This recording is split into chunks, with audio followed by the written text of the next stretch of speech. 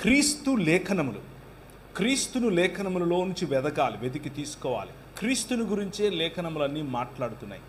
క్రీస్తు యొక్క సారూప్యతలోనికి రావటమే లేఖన సారాంశము మనుష్యులకు ఇచ్చినటువంటిది.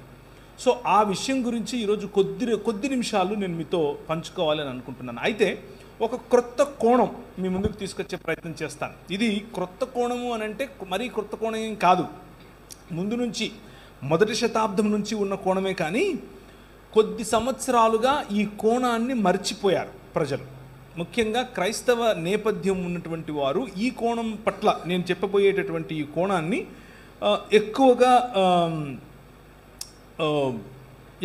స్టడీ చేసి ఉండే అవకాశం తక్కువ.